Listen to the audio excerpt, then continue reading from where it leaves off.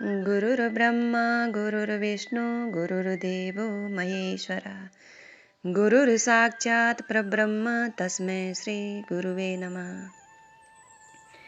मैं अपने गुरुदेव महादेव के चरणों में कोटि कोटि प्रणाम करती हूँ। माँ भवानी के चरणों में कोटि कोटि प्रणाम करती हूँ। अपने गुरुदेव महादेव का कोटि कोटि धन्यवाद करती हूँ। सभी देवी देवताओं के चरणों में कोटि कोटि प्रणाम करती हूँ। तीन सूत्र के दाता भ्राता श्री हरेंद्र नंद भैया के चरणों में कोटि कोटि प्रणाम करती हूँ और उनका कोटि कोटि धन्यवाद करती हूँ, जिन्होंने हम सभी को गुरु के तीन सूत्र देकर शिव शिष्यता का मार्ग दिखाया। उन्हीं के द्वारा लिखी गई पुस्तक आओ चलें शिव की ओर में से मैं आज आप लोगों को सुनाऊंगी। आओ चलें शिव की ओर। नमः शिवाय, नमः शिवाय, नमः शिवाय। सभी गुरु भाई बहनों के चरणों में कोटि कोटि प्रणाम करती हूँ। सभी का बहुत बहुत धन्यवाद करती हूँ। आओ चलें शिव की ओर। मेरी अंतरात्मा कहती है कि ऐसे शिव शिष्य और शिष्याओं को गुरु भाई बहन कहकर संबोधित करना अशोभनीय है। ऐसे कृत्य मात्र उस व्यक्ति का नैतिक अवमूल्यन नहीं करते, अपितु समाज, देश और भगवान शिव की मोहक छवि को भी नष्ट करते हैं। शिव गुरु की शिष्यता से जीवन सुंदर होता है, परंतु ऐसे लोग स्वयं और समूह के आध्यात्मिक पतन का कारण बनते जा रहे हैं। शिव शिष्यता की पावन गंगा अपने अविच्छिन्न प्रभाव में है। पवित्रता को अपवित्रता स्पर्श कर सकती है, किंतु पावन सर्वदा पावन ही रहता है। शिव शिष्यता का आविर्भाव इस लोक में हुआ है तो स्थान, पात्र और काल से प्रभावित होगा ही। मात्र शिव गुरु की दया इस प्रभाव को निर्मल बनाए रख सकती है। मैं व्यतीत हूँ अत्यंत मनोयोग से मानवीय चेतना के अभ्युदय के निमित्त लोगों को शिव शिष्य बनने का अब तक विनम्र अनुरोध करता रहा हूँ। इस कार्य में मेरी कोई अन्य चाहत न थी न है। मैं मोक्षार्थी नहीं हूँ और न जगतार्थी। केवल एक कामना थी कि महादेव जैसा महत्तम गुरु मानव सृष्टि का गुरु हो जाए। आखिर तब कितनी सुंदर होगी यह दुनिया। इस कार्य को प्रत्यक्ष मैंने प्रारंभ किया। मेरे पूर्व जगत के बेतान पर सबके लिए शिव की शिष्यता आई हो, इसका दृष्टांत नहीं मिलता है। प्रारंभ करने का भ्रम मेरा है, अतएव हो रहे भटकाव की आध्यात्मिक पीड़ा भी मुझे ही है। मैं शिव का शिष्य हरेंद्रानंद भगवान शिव की शिष्यता में चलते चलते अनेक संकीर्णताओं, गैर आध्यात्मिक क्रियाओं में भटक गए कदमों के धारक व्यक्तियों से अनुनय करता हूँ कि शिव शिष्यता की पावन जलधारा को अपने निजी स्वार्थों से अपवित्र नहीं करें। उन्हें समझना चाहिए कि लाख कुप्रयासों के उपरांत भी पावन अपवित्र नहीं होता।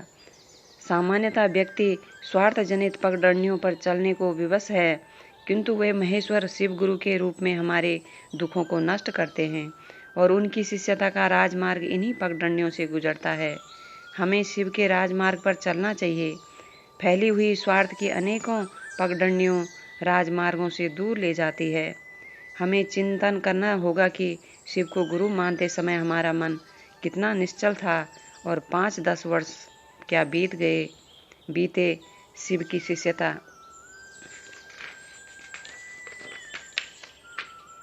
में मोहब्बत छोड़कर तिजारत होने लगी। प्रारंभ हुआ था शिव के प्रति प्यार से और समय जैसे जैसे गुजरा शिव की शिष्यता में ही व्यापार आ गया। मैं पद प्रक्षालन और करूँगा उन सभी का जो शिव शिष्यता के राजमार्ग के पथिक हैं अथवा होंगे। सभी से एतद विनीत प्रार्थना है। दक्षिण भारत के सुप्रसिद्ध संत तिरुमल भगवान शिव को प्रेम की प्रतिमूर्ति मानते हैं। यह प्रेम विशुद्ध होता है, जिसमें किसी व्यापार अथवा परिणाम की स्थिति नहीं होती। वे कहते हैं कि प्रेम परमात्मा है। अहंकार का उदय प्रेम का विरोधी होता है। संत तिरुमूलर का परामर्श है कि व्यक्ति को कभी भी भगवान शिव गुरु और उन लोगों की निंदा नहीं करनी चाहिए जो भगवान शिव की सेवा में संलग्न हैं। भगवान शिव की सेवा में लगे व्यक्तियों को चलते फिरते मंदिर की संज्ञा दी गई है, तथापि तिरुमूलर के अनुसार ऐसे लोगों को पहचानना कठिन है। मेरी विवस्था का यह अर्थ नहीं है कि मैंने फिसलन भरे कार्यों एवं रास्तों का त्याग दिया है। मेरे गुरु शिव पनप रही इन आध्यात्मिक कुरीतियों, विराजमान सामाजिक रूढ़ियों और अंधविश्वासों से मुक्त करने में अनेक अच्छे लोगों में व्यक्त होंगे ही, यह मेरा अटल विश्वास है। श्री श्याम चरण लहिड़ी महाशय ने कहा था, तुम अपने को सबसे छोटा समझो। मेरे मन में यदा कदा यह भाव घर कर जाता है कि मेरी स्थिति सड़ी नाली में रेंगते कीड़े की तरह है, जिसका कोई अस्तित्व नहीं, जिसकी अपनी कोई विसात नहीं। कोई मुझे समझता भी रहा है कि नालियां भी मंदिर को जाती हैं। वस्तुतः शिव की दया प्राप्त करनी है तो मन से शिष्यता की वरीयता मिटानी होगी। शिव की शिष्यता में गुरु और समाज के समक्ष विनीत होना होगा। लौकिक महत्वाकांक्षाओं का त्याग करना होगा।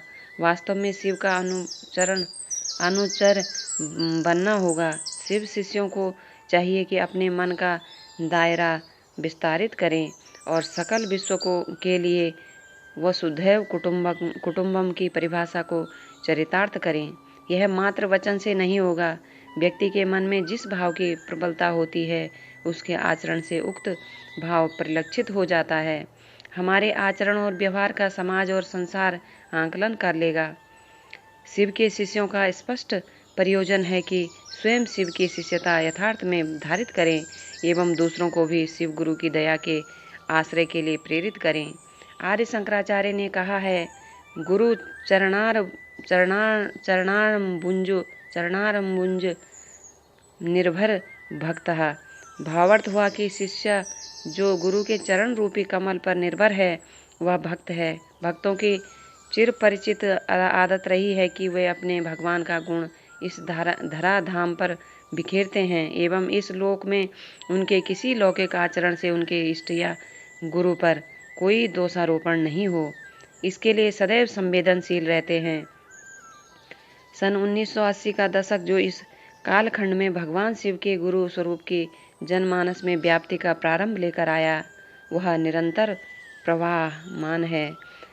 सामान्य लोगों के द्वारा अपने अत्यंत न्यून साधनों, समय एवं निर्बल सामर्थ्य से शिव की शिष्यता का उत्स धीरे धीरे व्यापक होने लगा। ये सामान्य से भी अति सामान्य लोग थे और हैं।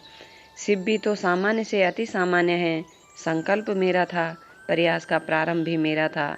आज मैं अपने गुरु शिव के साथ साथ उन सभी लोगों का चरण बंदन करता हूँ जिन्होंने इस प्रभाव को गति दी है।